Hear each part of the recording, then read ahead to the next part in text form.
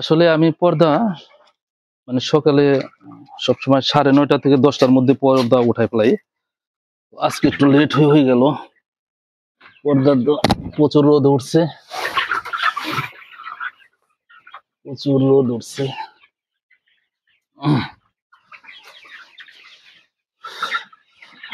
পর্দাটা আরো আগে ওঠানোর দরকার ছিল। আসলে আমি চলে গেছিলাম একটু কাজে, আর বাইশটার মতো চলে গেছে পানি টানি দিয়ে, যার কারণে পর্দা ওঠাতে একটু লেট হয়ে গেল।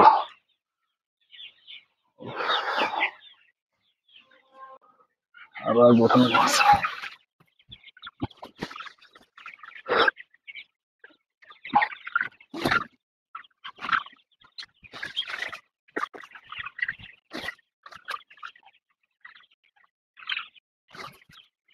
ঘর অলরেডি অনেক গরম হয়ে গেছে গা। পর্দাটা আরো আগে উঠাই আমরা, কিন্তু আজকে আমি একটু কাজে চলে গেছিলাম, বাইশতে পানি দিয়ে চলে গেছে, যার কারণে পর্দা উঠাইতে লেট হইল। এখন সব দূরে দূরে করবো আজ মুরগি দেখো না।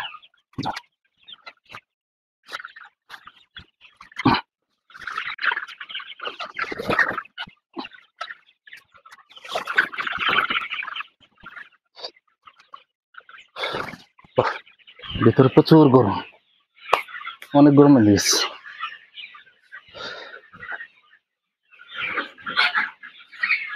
দেখছো ভলকাইবা লাগছে না, মুরগির যে গরম, সেই গরম বাইরে লাগছে।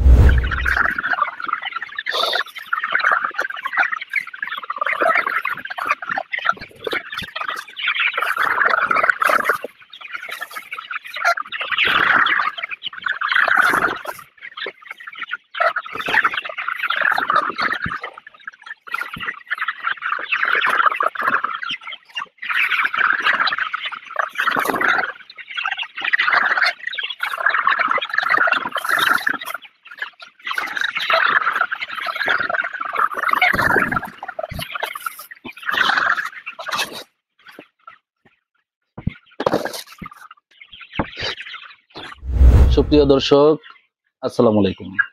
আপনাদেরকে স্বাগত জানাচ্ছি নতুন একটা প্রতিবেদনে। দর্শক বন্ধুরা, আপনারা জানেন আমি নিজ বাড়িতে মুরগি পালন করি। তো আমি এই ব্যাচে কিন্তু অলরেডি 2টা ভিডিও দিয়েছি, আপনারা দেখেছেন। তো এরপর থেকে আমি আমার ফার্মের নিয়মিত ভিডিও আমি 2টা না 3টা, আমি 4টা ভিডিও দিব। আমাকে অনেকে কমেন্টসও করছে, অনেকে ফোন করেও বলেছে, ভাই যেহেতু আপনি মুরগি পালেন, তাহলে পর্যায়ক্রমে 7 দিন পর পর একটা করে ভিডিও দিবেন। আপনার 7 দিন পর পর ম্যানেজমেন্ট এবং কি কি মেডিসিন খাওয়াইলেন, এবং 7 দিন পর পর আপনার রেজাল্টটা কেমন হলো বাচ্চাগুলো, এটা আমরা দেখবো। এটা আমাকে অনেকেই ফোন দেয়, অনেকেই বলে। তো আজকে আমি আমার মুরগিগুলির কালার বাট তুলেছিলাম, আপনারা জানেন। তো সেই কালার বাটের বয়স আজকে 45 দিন। তো 45 দিনে আমি আজকে বিকেলে 200 পিস বিক্রি করব। তো অলরেডি দাম দর হয়েও গেছে। তো আরেকটা জিনিস, সেটা হচ্ছে আমি জানি সারা বাংলাদেশে কালার বার্ড বা সোনালী বলেন, ব্রয়লার বলেন, এক রেট থাকে না। তো আমাদের দুহার এখানে কিন্তু ভালো একটা রেট থাকে। তো আমরা যখন রেটের কথা বলি, তখন অন্য অন্য জায়গায় যেখানে রেট আমাদের এখানে যদি 300 থাকে, আপনাদের ওখানে হয়তো 65, 265 বা 270 থাকে। তো তারা আপনারা হয়তো কমেন্টস করেন যে এত দাম আবার আসেনি, আমাদেরটা জেনে। তো ভাই, আপনারা যে যেখান থেকে ভিডিওগুলি দেখবেন, এটা হলো আমাদের ঢাকার দুহার। সারা বাংলাদেশের পাইকারি, সারা বাংলাদেশ থেকে যে ব্রয়লার কোন, কক কোন, তারপরে সোনালী বলেন, কালার বার্ড বলেন, সারা বাংলাদেশ থেকে কিন্তু আমাদের দুহার নবাবগঞ্জে মাল আসে। আর ওই মালগুলি, ওই মুরগিগুলি কিন্তু কম রেটে আসে, এখানে বেশি রেটে বিক্রি হয়। এটা আমি একটু ক্লিয়ার করলাম আপনাদের। তো যার কারণে আজকে যদি আমি রেট এখানে 290 থেকে 300 টাকা বলি, তা আপনারা বলবেন কি বলে, এত রেট নাকি? তো আমাদের এখানে কিন্তু এখন রেট খামারি রেট যেটা, সেটা কিন্তু 290 থেকে এই কালার বার্ড যেটা 290 থেকে 300 টাকা পর্যন্ত কিন্তু রেট চলতেছে। তো আসেন, আমি এই ব্যাচটা কেমন করতে পারলাম, কিরকম ওজন আসলো, আপনারা আমার ভিডিওর সাথে থাকেন, পুরো ঘুরে ঘুরে আপনাদের সবকিছু একটু দেখাই এবং কি মেডিসিন খাওয়াইছিলাম আর কতটুকু বেগ পোহাতে হয়েছে বা কতটুকু কষ্ট হয়েছে সেটা সবকিছু আপনাদের দেখাই।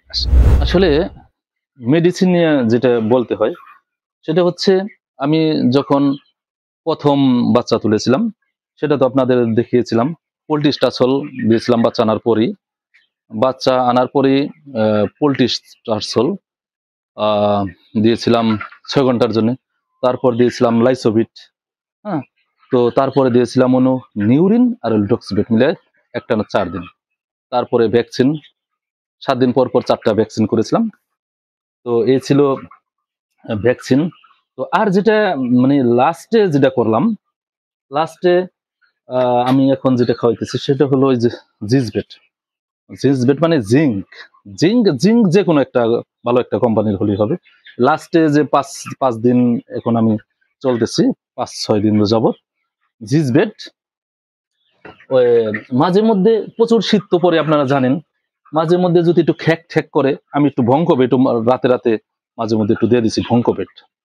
ভঙ্কবেটটাও মাঝে মধ্যে রাতে রাতে একটু দিয়ে দিছি, কারণ অনেকটা একটু খ্যাক করে, ওইটা রিক্সটা যাতে না থাকে, অতিরিক্ত যাতে না হয়, এটা একটু দিয়েছি লাস্টে। আর একটু দেখা যায় প্রচুর শীত পরে, এটা তো বলছি, এই শীতের জন্য অনেক সময় ফজরের সময় বা সারা রাত যেভাবে একটু ঠান্ডায় কাতর হয়ে যায়, পর্দা ব্যবস্থা ভালো খারাপ না, তারপর আমি কিন্তু মাঝে মধ্যে একটু পেন অফ দিয়ে রাখছি, যাতে ও যদি ঠান্ডা একটু জ্বর এসে যায়, সেই জ্বরটা থেকে জানি ও মুক্ত পায়, এটা একটু দিয়ে রাখছি। আর ভিটামিন মোটামুটি এটা চালাইছি। আর একটা বিষয় সেটা হচ্ছে মেডিসিন, মানে প্রথম দিক দিয়ে অনেক বেশি ভিটামিনের দরকার নেই। প্রথম দিক দিয়ে বেশি ভিটামিন খাওয়াইলে ও মানে বাথরুমের সাথে মানে পায়খানার সাথে বেশিরভাগই চলে যায়। প্রথম দিক দিয়ে মুরগিগুলি যদি টাইট রাখা যায়, ও শক্ত সমর্থ থাকে, পরবর্তীতে খাবার খাইলে গ্রোয়ার যখন ধরবে, গ্রোয়ারের পরে কিন্তু মুরগিগুলি অলরেডি এমনি ওজন এসে যায়। ঠিক আছে, অতিরিক্ত মেডিসিনের দরকার নেই। তারপরে অবস্থা বুঝে ব্যবস্থা কিন্তু আমাদের করতে হয়। আমি যেটা করেছি, অনেক সময় যেটা মনে হয়েছে যেহেতু একটু ঠান্ডা লেগে গেছে, আমি একটু এটিবেট দিয়ে দিছি। একটু 5 লিটার পানিতে 1 ml একটু এটিবেট দিয়ে দিলেই দেখা যাবে টনটনা হয়ে গেছে। হ্যাঁ, মাঝে মধ্যে একটু এটিবেট দিচ্ছি, না দিয়েও পারা যায় না। ঠিক আছে, অ্যান্টিবায়োটিক যে আপনি ব্যবহার করবেন না, না করে পারবেন না, যারা মুরগি পালেন তারা হয়তো এটা বুঝবেন। অ্যান্টিবায়োটিকও মাঝে মধ্যে একটু ব্যবহার করতে হয়। আবার যদি অতিরিক্ত ঠান্ডাই লেগে যায়, আমি এই কালার বাটগুলি একটা অনেক সুবিধা পাইছি, সেটা হচ্ছে দেখা গেছে যেভাবেই হোক, বাতাস লেগে হোক, রাত্রে হোক, যেভাবে একটু ঠান্ডা লেগে গেছে, আপনি যদি বুঝতে পারেন ঠান্ডা লেগে গেছে, আপনি সাথে সাথে যদি মেডিসিন প্রয়োগ করতে পারেন। সে মেডিসিনটা হলো এখানে নাই, মাইক্রো আউট দেখি এখানে আছে কিনা। এই যে মাইক্রো আউট নামে কোনো মেডিসিন এখানে আছে কিনা দেখি। এটা মাইক্রোনিট না, আইনা রাখছি মাইক্রোনিটও। এই যে মাইক্রোনিটও এক পাতা আইনা রাখছি, যদি বেশি সমস্যা কোনো সময় হইতো তাহলে আমি মাইক্রোনিটটা দিতাম। আর মাঝে মধ্যে কিন্তু একটু ডক্সিবেট, এই যে মাঝে মধ্যে একটু ডক্সিবেট খাওয়াইলে ওই যে খ্যাক বা অল্প ঠান্ডা এগুলো কিন্তু চলে যায়। কিন্তু মাইক্রো আউট যেটা বলছি, সেই মাইক্রো আউটটা অতিরিক্ত ঠান্ডা লেগে গেলে, আপনি যদি বুঝতে পারেন অতিরিক্ত ঠান্ডা লেগে গেছে, আপনি যদি মাইক্রো আউটটা দিতে পারেন, আর ও যদি মানে ও পানি খায়, ভালো পানি খায়, মাইক্রো আউটটা দিতে পারলে কিন্তু আমি দেখছি একটা মুরগিও মরে না, একবারে আল্লাহর মত পানি খাইলে সুস্থ হয়ে যায়। ঠিক আছে, তো এটা দেখালাম লাস্টে আর কি, যে এগুলি আমি দিচ্ছি এখন। তো আমরা আরেকটা জিনিসের কথা বলেছিলাম, সেটা হলো ঘরে প্রচুর গ্যাস হয়, মানে ঘর তো আটকায় রাখতে হয়। রাতে যদি আপনি আটকিয়ে না রাখেন তাহলে তো মুরগি ঠান্ডা লেগে যাবে, আর ঠান্ডা লেগে গেলে তো সমস্যা, এটা জানেন। এই জন্য প্রচুর গ্যাস হয়, যার কারণে আমি একটা কথা বলেছিলাম, সেটা হলো ইউকা। এই যে 1 লিটার পানিতে মোটামুটি আমরা 15 মিলি দেই, আমি দিই 15 মিলি 1 লিটার পানিতে। এই 1 লিটার পানিতে 15 মিলি দিয়ে যদি আপনি এই যে আপনি ফ্লোরে স্প্রে করে দেন, ফ্লোরে যদি স্প্রে করে দেন,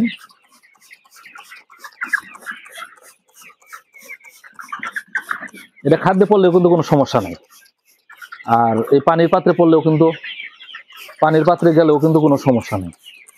এই যে যদি একটু স্প্রে করে দেন, আর যেখানে পায়খানা বেশি করছে সেখানেও যদি আপনি এই স্প্রে, মানে যেখানে স্প্রে করুন, গন্ধ অন্তত থাকবে না, গ্যাস আর অন্তত থাকবে না গ্যাসটা। আর আরেকটা জিনিস হলো, এটার একটা গ্রান, যে আমি যেটা পাইছি চিটাগুড়ের একটা গ্রান পাওয়া যায়, সেই চিটাগোড়ের একটা গ্রান আছে, যার কারণে এটা দেওয়ার পরে পুরো ঘরটা একটু অন্য স্টাইলে একটা সুগন্ধ, মানে আমি মনে করি অন্য স্টাইলে একটা গ্রান চলে আসে, যার কারণে তখন এই যে মুরগি ঘরের যে ঘেঁষের গ্রান সেটা আর থাকে না। আর তখন আমরাও যখন ঢুকি আমাদের ভালো লাগে ওই গ্রানটা, যার কারণে এই যে এটা আমরা দিয়ে রাখি। হম, এটা খাদ্যে পড়লেও কোনো সমস্যা নেই। আর লিটারের ঠিক আছে, আর লিটার যে ব্যবস্থা সেটা হচ্ছে আপনি 35 দিন পর্যন্ত হয়তো আমি লিটার উল্টায় পাল্টাই দিছি। এই যে এই যে লিটার 35 দিন পর্যন্ত উল্টায় পাল্টাই দিছি, পরবর্তীতে কিন্তু আর উল্টাতে হয় না। 35 দিনের পরে যে আমি আর উল্টাই নাই, কারণ হলো কি যখন যেগুলো চটলা বানছে সেগুলো যদি আপনি উল্টাতে যান, ধরেন ধরেন এই যে এখানে চটলা বানছে, এই যে কিন্তু শুকাই গেছে শুকনা, এটা যদি আপনি উল্টাতে যান গ্যাস কিন্তু নিচের গ্যাস উপরে চলে আসবে, যার কারণে 35 দিনের পরে আর আমরা লিটার ওইটার করি না, উল্টা পাল্টাই দিই না, যার কারণে গ্যাসটাও আর খুব একটা উঠে না। আর একটু 2 দিন বা 2 দিন পর পর বা 3 দিন পর পর এই ইউকাটা দিয়ে রাখলে কোনো গ্যাস থাকবে না। এটা কিন্তু করলে খুবই ভালো একটা রেজাল্ট পাবেন ইউকা।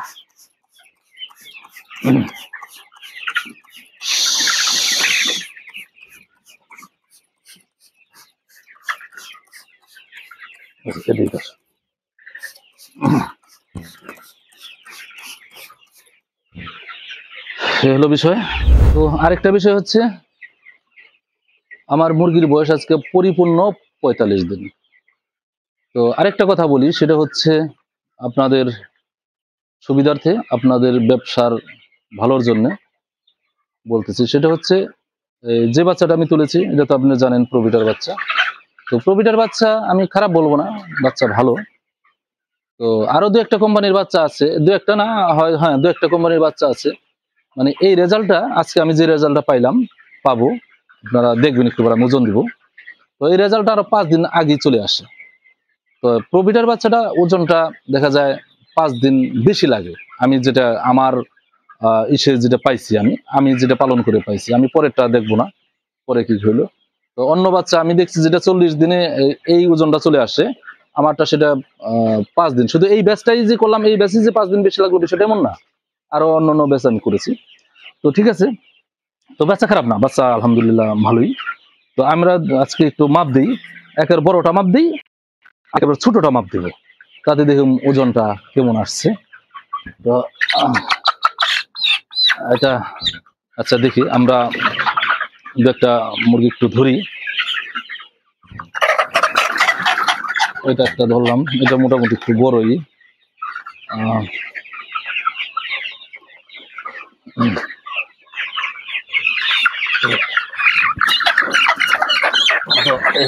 এই 2টাই ধরলাম। এই দাঁড়া দাঁড়া, আস্তে আস্তে আস্তে দেখি, এটা মোটামুটি বড় আছে। এটার ওজনটা কি হলো একটু দেখি। 0 করা আছে না? 0 করা আছে। বিসমিল্লাহ বিসমিল্লাহ বিসমিল্লাহ, দেখো তো 1 কেজি 400। মাশাআল্লাহ মাশাআল্লাহ মাশাআল্লাহ, আলহামদুলিল্লাহ 1 কেজি 400 আসছে। এটা আসলে ভালোই লাগলো, এর আগে এইভাবে মাপ দেওয়া হয় নাই। এটা দেখি তো, এটা 1 কেজি 100। হ্যাঁ, এটা আর কি অনেক বড় না। আচ্ছা, 2টা কালো মাপ দিলাম, একটা লাল, একটা দেখি। তাহলে 1 কেজি 400 গ্রাম মুরগি আছে এই জায়গায়। আমার তো এটা ধারণা হয়েছিল না যে 1 কেজি 400 গ্রাম মুরগি এখানে হয়েছে। তো লাল একটা মুরগি একটু মাপ দিই।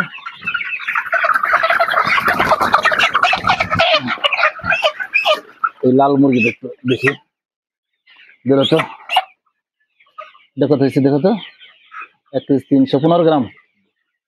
আচ্ছা, তাহলে তো লালটাও আছে 1 কেজি 300। আচ্ছা, আমি কোনো কোম্পানির বাচ্চা কি বদনামও করছি না, বাচ্চা ভালো মাশাআল্লাহ। তো আসলে ওজনটা যদি আরো 5টা দিন আগে আসতো, 40-42 দিনে এই ওজনটা আসতো, তাহলে আমার ভালো লাগতো। আর ছোট্ট একটা নিবো এবার, ছোট, একেবারে ছোট, আমার ঘরের একেবারে ছোট বাচ্চা। দেখি এইটা ছোট, এই যে আমার ছোট্ট বাচ্চা, মানে এটা নিলাম একটা ছোটটা, এমন এমন কিন্তু খুব কম আছে, এমন ছোট কিন্তু খুব একটা বেশি নাই, হাতে গোনা কয়েকটা আছে। ছোট্ট একটা দেখলাম, আমি দেখবো সর্বোচ্চটা আর সর্বোচ্চ বড়টা আর সর্বোচ্চ ছোটটা, তাহলেই কিন্তু একটা এভারেজ এসে যায়। এটা দেখি কত, 770। তো 770 দেখেন, এই যে এটাই এটাই ফার্মের মধ্যে সবচেয়ে ছোট আছে, এর চেয়ে ছোট খুব একটা নাই। তাহলে 14 আর 8 কত, 14 আর 8, 14, 15, 16, 17, 18, 19, 20, 21, 22, 22 মানে কি, 22-এর অর্ধেক কত, 11, 1100 না, আমার যদি 1 কেজিও আসে ঘরে, যদি এখানে 1 কেজিও পাই, মানে দর্শক বন্ধুরা আপনারা যারা আছেন, আপনারা যারা মুরগি পালেন, আপনারা কিন্তু বুঝেন, এই যে আমি একটা সর্বোচ্চটা মাপ দিলাম, একটা সর্বনিম্ন একটা ছোটটা মাপ দিলাম, এর ছোট নায়িকা 22 যদি হয়, 22-এর অর্ধেক 11, তো 11-র দরকার নাই আমার। 10 মানে 1 কেজি, 1 কেজিও যদি ঘরে এখানে হয় আলহামদুলিল্লাহ, 1 কেজি হইলেও ইনশাল্লাহ ভালো একটা প্রফিট কিন্তু আসবে। তো মুরগি যারা পালন করেন, এটা কিন্তু একটা কঠিন জিনিস। মুরগিতে অনেক মানুষ লস খাইছে, আমাকে অনেকেই ফোন দেয়, ভাই আমি নিঃস্ব হয়ে গেছি। তো আমি তাদের বলবো, এই যারা বলে নিঃস্ব হয়ে গেছি, তারা ভাই একটু বুঝে শুনে চলতে হবে। আপনি ডিলারের কথায়, হ্যাঁ ডিলার যদি আপনাকে সৎ পরামর্শ দেয়, সৎ যুক্তি দেয়, তাহলে ভালো। আপনি সব সময় কিন্তু উঠালেই হবে না, এই মুরগি উঠানেরও কিছু সিস্টেম আছে, সেই সিস্টেমগুলি কিন্তু আপনাকে একটু বুঝতে হবে।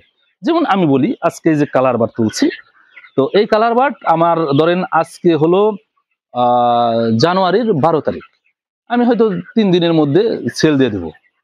3 দিনের মধ্যে সেল দিয়ে দিলে জানুয়ারি, হয়তো জানুয়ারির 15 তারিখের মধ্যে শেষ হয়ে যাবে। তো এই কথাটা বলতেছি এই জন্যে, আপনি এই যে তুললেন, এখন রেট ভালো আছে, জানুয়ারি পুরা এই মাসে রেট ভালো থাকবে, এমনকি রমজানের আগ পর্যন্ত রেট ভালো থাকবে।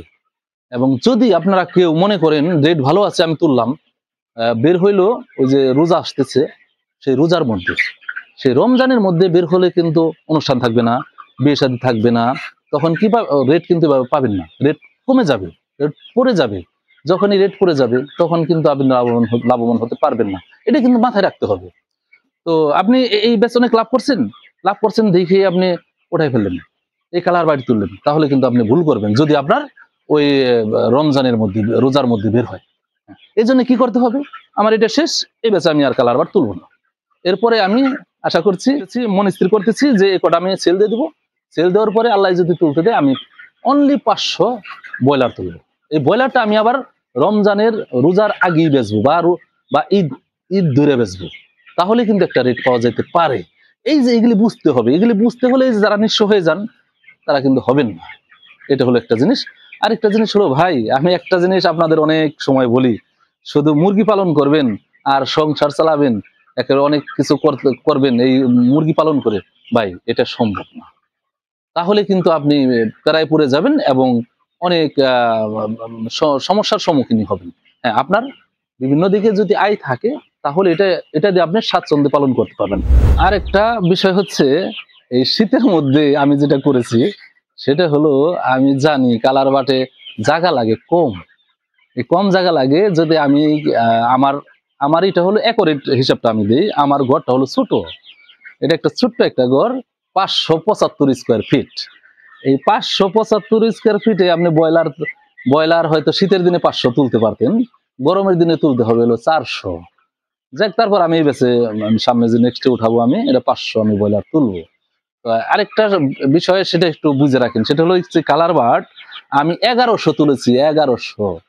এই 1100 কালার বার্ডও কিন্তু আমার ঘর ভরে না, মানে আপনি একটু গরমে গরমে না রাখতে পারলে তো ঠান্ডা লেগে যাবে, দেখা যায় চাপাই চাপাই চাপাই চাপাই কিন্তু মুরগিগুলি পালতে হয়। আর আপনি পুরো ঘর হুট করে ছেড়ে দিবেন, আপনার মুরগি ঠান্ডা লেগে যাবে, এটা পরীক্ষিত, আমি দেখেছি। হ্যাঁ, যার কারণে এই কালার বার্ড কিন্তু আমি এখানে 1100 পারলাম। আমার যেটা মনে হয়েছে, এখনো আমার ঘর পরিপূর্ণভাবে ভরে নেই, আমি 1200 তুললেও আমি সুন্দরভাবে মুরগিগুলি পালন করতে পারতাম। তো যাই হোক, আলহামদুলিল্লাহ, তো আজকে থেকে কিন্তু আমি 200 আমি অলরেডি সেল কথা হয়ে গেছে, 200 মাল বিকেলে নিয়ে যাবে, 200 মাল বিকেলে নিয়ে যাবে। তো এই ব্যাচে আমি আর ভিডিও দিব না, এই ব্যাচের ভিডিও আমি পরবর্তীতে যে বাচ্চা তুলবো সেই বাচ্চার সময় বলে দিব আমার আল্লাহ আমারে কয় টাকা লাভ করতে এখানে দিয়েছে। তো আলহামদুলিল্লাহ আমি মনে করি ভালো একটা প্রফিটই হবে। তো যারাই পালেন এই শীতের দিনে আপনি কিন্তু কম জায়গায় এগুলো বেশি তুললে কোনো সমস্যা নেই। আর যদি হ্যাঁ, এটার পিছে কিন্তু আমি অনেক মানে লেগেছিলাম। যেমন আমার বাইস্তে ও পানি টানি দিচ্ছে, আমার বাইস্তে পানি দিত, ওই কাজ হয়তো ওটুক আমি করি নাই, কিন্তু ওটা না করলেও এই যে পর্দা ওঠার নামান, এই যে লিটারের ব্যবস্থাপনা, ঘরে গ্যাস হইলো কিনে, কোন সময় অতিরিক্ত গরম হয়ে গেল, কোন সময় অতিরিক্ত ঠান্ডা হয়ে গেল, এগুলি কিন্তু আমি খুব যত্ন সহকারে দেখছি। দেখার ফলে কিন্তু আজকে আমার মুরগি আলহামদুলিল্লাহ খুব একটা ভালো পর্যায়ে আসছে। ঠিক আছে, তো আপনারাও যারা মুরগি পালন করেন তারা কিন্তু এভাবে খুব সতর্কতা সহিত এই কাজটা কিন্তু করবেন, তাহলেই কিন্তু আপনি ভালো করতে পারবেন। ফারহান, এই যে মুরগির ঘরে আসো, মুরগির ঘরে জার্ম থাকে না?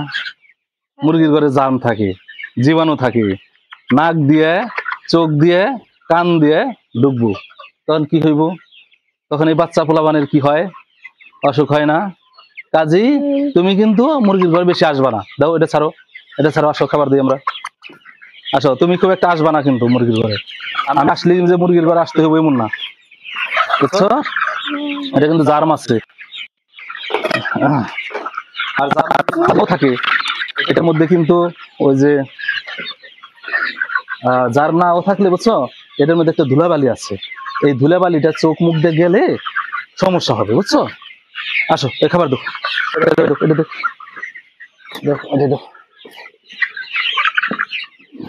দাও, দেখে পড়ে না যেন। এদিক আসো, এদিক আসো, এদিক আসো। এমনি না, এই যে আপনি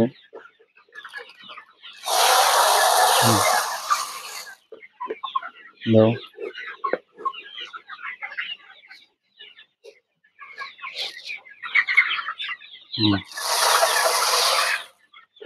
বুঝছো?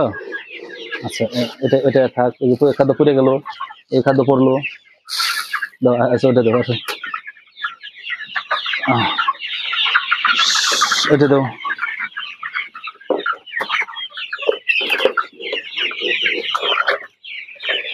এটা দাও।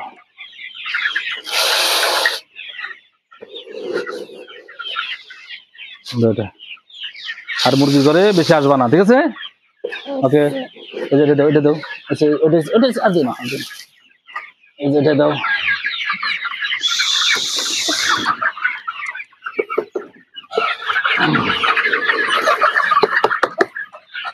দেখো, বেশি দাবর দিও না, অনেক গরম পড়ছে, মুরগির সমস্যা হয়ে যাবে। আসো, দাঁড়ো দাঁড়ো দাঁড়ো, ময়লা আছে, দাও, এদিক দিতে, হ্যাঁ এদিক দিতে, ঠিক আছে, দাও।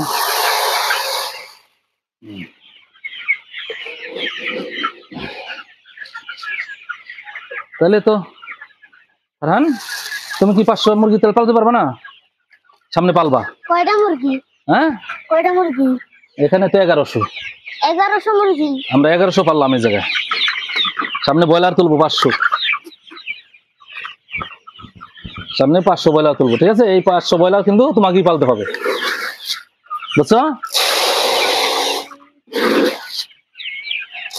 ফারহান, ফারহান, তুমি কোন ক্লাসে পড়ো? টুতে 1 থেকে 2 তুলছো? তো তোমার রেজাল্ট কি? হ্যাঁ, গুণ ভাগ আইছে। আচ্ছা, তোমার রেজাল্ট কি এবার? ভালো হইছে রেজাল্ট। রেজাল্ট কি করছো? ক্লাসে কি হইছো? ভালো রেজাল্ট করছি। মানে ক্লাসে কি প্রথম স্থান অধিকার করছো? প্রথম হইছো? প্রথম শ্রেণীতে দ্বিতীয় হয়ে গেছে। প্রথম শ্রেণীতে প্রথম হয়ে দ্বিতীয় শ্রেণীতে উঠছো? প্রথম শ্রেণীতে প্রথম হয়ে দ্বিতীয় শ্রেণীতে উঠছো নাকি? তৃতীয় শ্রেণীতে প্রথম, আর তৃতীয় শ্রেণীতে সামনে বছর উঠবা। এই যে তৃতীয় শ্রেণী। তোমাকে ব্যাগ দিছে না একটা? শিশু থেকে মানে প্লে থেকে উঠছিলে তখন একটা ব্যাগ দিছে। 12 নাম্বার স্কুলে উঠুন। দাঁড়াও তখন প্লে থেকে যে 1 এ উঠলা, প্রথম একটা ব্যাগ দিছে। কেন দিছে? তুমি ফার্স্ট হইছিলা, এবারও তুমি ফার্স্ট হইছো, দেখে একটা ব্যাগ দিছে, ঠিক আছে? তাহলে এই যে ফার্স্ট হইছো ক্লাসে, এইভাবে কিন্তু এটা কিন্তু ধরে রাখতে হবে, ঠিক আছে? প্রত্যেক বছর যাতে ফার্স্ট হতে পারো, সেটার জন্য কি লেখাপড়া করতে হবে ঠিক মতো, ঠিক আছে? এই মুরগির কাছে আসলে, মুরগি পালন করলে কিন্তু ফার্স্ট হওয়া, যাই ফার্স্ট না হোক, যাই হোক, রেজাল্ট ভালো করতে হবে এবং ভালো মানুষ হতে হবে, ঠিক আছে? বুঝতে পারছো? হুম। হ্যাঁ, ভালো মানুষ 12 হতে হবে। নাম্বার স্কুলে উঠুন। হ্যাঁ, আসো।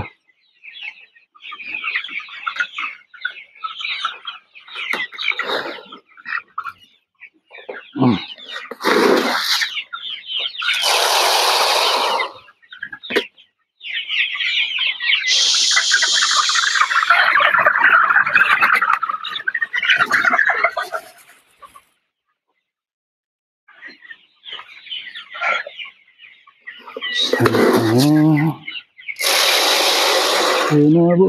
ঘুরে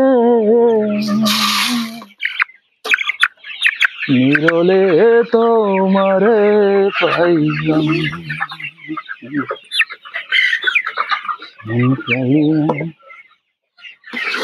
শোনাবো ঘুরে